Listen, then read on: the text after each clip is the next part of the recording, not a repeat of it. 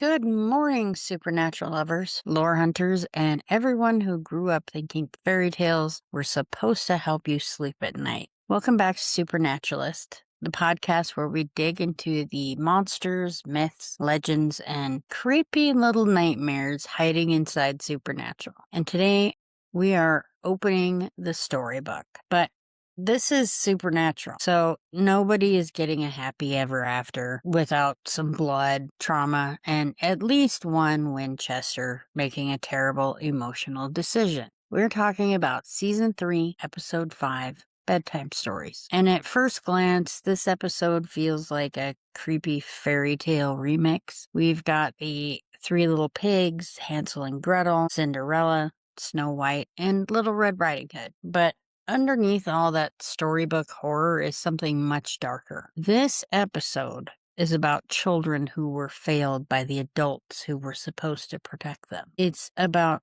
stories passed down through pain. And it's about Sam Winchester standing at a crossroads, literally and emotionally, and becoming just a little more dangerous and dark in the process. So grab your salt, your EMF meter, your red cloak, if you have one, and maybe don't accept pie from strangers in creepy cottages. Let's get into it. For the episode recap, we open late at night at a construction site where three brothers are arguing about building materials. They are Jack, Emmett, and Kyle, and they're debating wood, brick, and cinder blocks. And already, if you know your fairy tales, your brain is probably whispering, wait a second. Three brothers, building materials, a growling creature nearby. No. And Kyle hears something strange and goes to investigate, but he doesn't find anything. Then Jack is attacked by something unseen. Emmett tries to help, but Kyle hides behind a pile of bricks as the screaming continues. When everything goes quiet, he looks out and he sees the bodies of his brothers. Then the growling returns and Kyle screams. So welcome to Supernatural's version of the Three Little Pigs, where the big bad wolf isn't just huffing and puffing. He's killing people. Meanwhile, on the road in the Impala, Sam and Dean are dealing with a very different kind of monster, Dean's demon deal. Now that the Colt has been repaired, Sam wants to use it to kill the Crossroads demon and get Dean out of his contract. And Dean wants absolutely no part of that plan. And this is where we see the emotional tension of season 3 really start to sharpen. Sam is desperate to save Dean. Dean is desperate to keep Sam alive. Neither of them is handling this well. Classic Winchester communication skills. So they arrive in Maple Springs and they interview Kyle. He's the only surviving brother from the construction site. And Sam and Dean are expecting him to describe something supernatural, probably a werewolf. But Kyle says the attacker looked like a regular guy. No claws, no fangs, no full moon drama. Just a man. Then comes one of the funniest moments in the episode. Kyle thinks Sam is the police sketch artist, and Dean, because he's a menace, goes along with it. Sam has to produce a drawing, and it's basically a sad stick figure with a funny looking tattoo on it. Dean teases him afterwards. Of course he does. And it's peak over older brother behavior. And honestly, we kind of deserve that tiny moment of comedy before the episode gets much darker.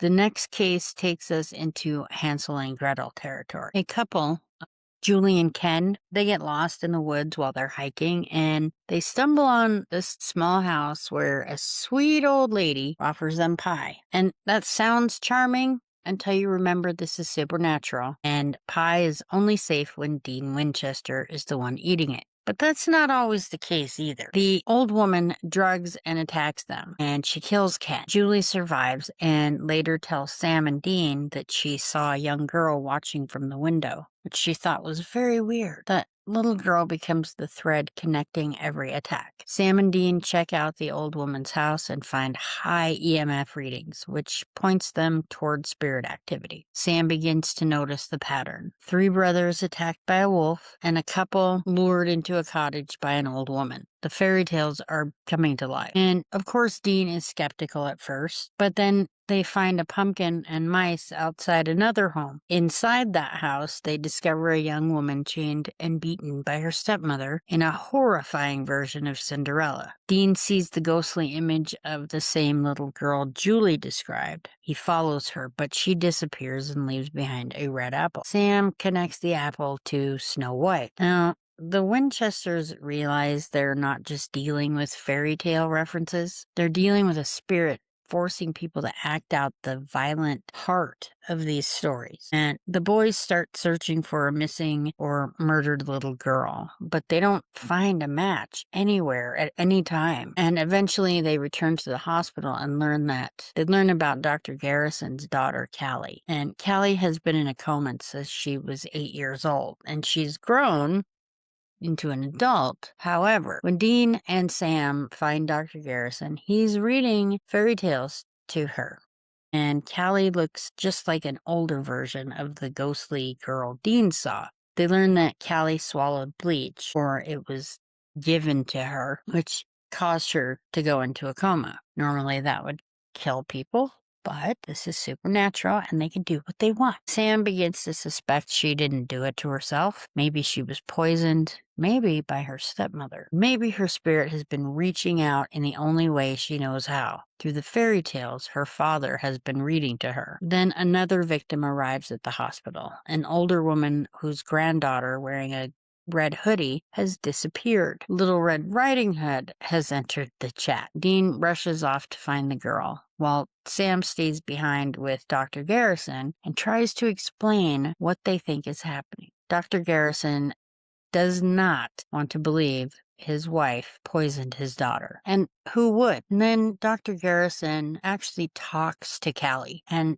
begins asking her if these things happened. And her spirit appears and confirms that yes, that's what happened to her. That moment is so heartbreaking because Dr. Garrison finally understands what his daughter has been trying to tell him. She was hurt, she was betrayed, and she wanted her father to see it. At the same time, Dean finds the missing girl, and he's attacked by the man who was being forced into the role of the big bad wolf. When Dr. Garrison accepts the truth and lets Callie go, she dies. Her spirit is finally released. After the man attacking Dean returns to himself, and he's confused and he's horrified. But the fairy tale ends, so that's a good thing. But this is supernatural, so the emotional fallout continues. And Sam and Dean say goodbye to Dr. Garrison. He says he wishes he would have let Callie go sooner, but he just couldn't bear to do it. He had lost his wife before that, and all he had left was his daughter. And Dean looks at Sam and he says in his very Dean way that maybe Sam needs to learn the same lesson. Sam doesn't like that because Sam isn't letting Dean go.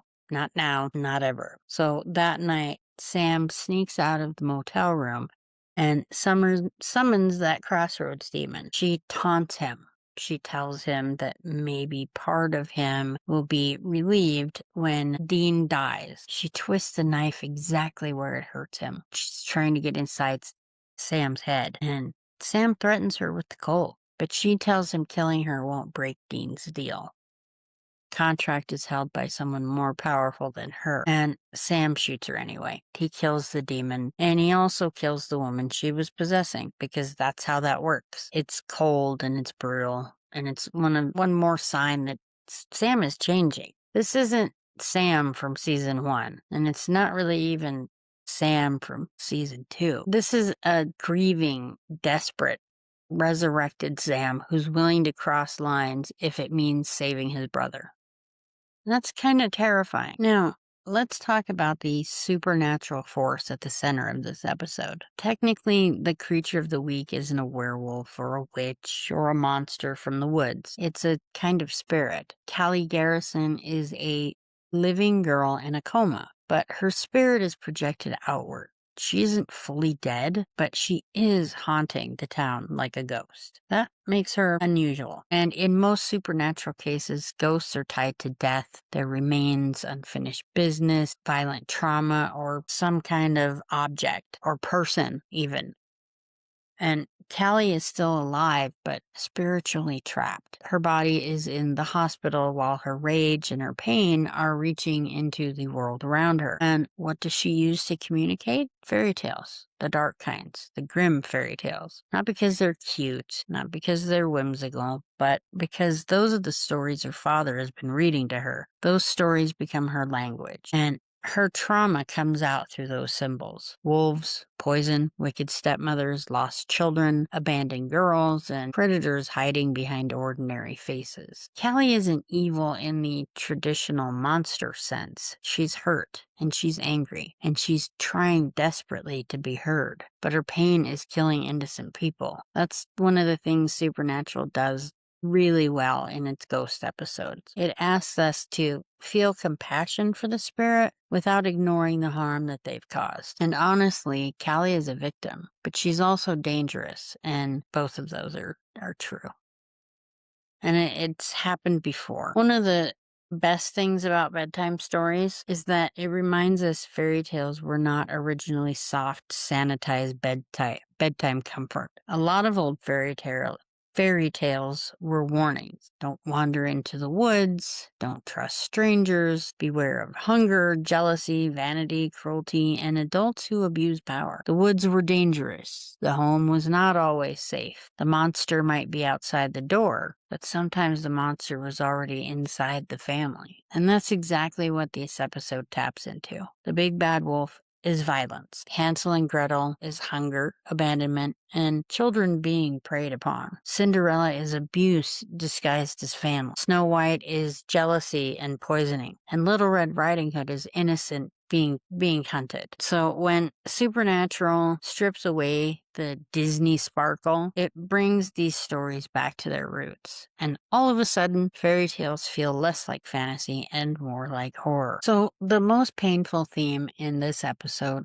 isn't the fairy tale violence. It's parental failure. Callie was a child. She was supposed to be protected. Instead, she was poisoned by the woman who should have cared for her, and her father never saw the truth. That's why this episode hits harder than a simple Monster of the Week story, because Callie's haunting isn't random. It's a child screaming, "See me, believe me, know what happened." And that connects beautifully and painfully to Sam and Dean. The Winchesters also grew up in a kind of fairy tale nightmare. Their mother died in a supernatural fire. Their father raised them like soldiers. They spent their childhood hunting monsters while other kids were playing with their friends. And Sam and Dean knows what it means to be shaped by fear, to be raised on it. They know what it means to grow up too fast. And they know what it means when the adults in your life can't give you the safety you need. So even though this episode is full of fairy tale references, the emotional truth is very Winchester. Childhood trauma follows you, and sometimes it becomes the story you keep repeating. Now, let's talk about that ending, because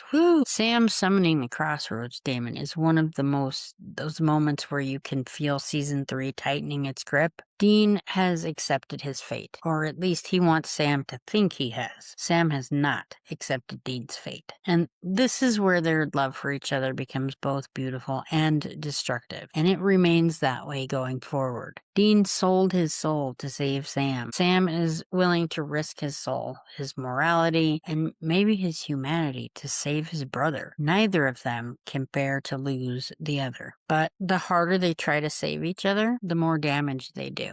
And the Crossroad Demon knows this. And she plays with Sam's fear and guilt. She says that maybe Dean's death would free him. And Sam's response isn't a speech. It's a bullet from the Colt. That moment is really important because Sam doesn't kill just a demon. He kills the vessel too. A possessed woman dies because Sam pulls that trigger. That isn't an easy thing to brush aside. It shows us how far Sam is willing to go.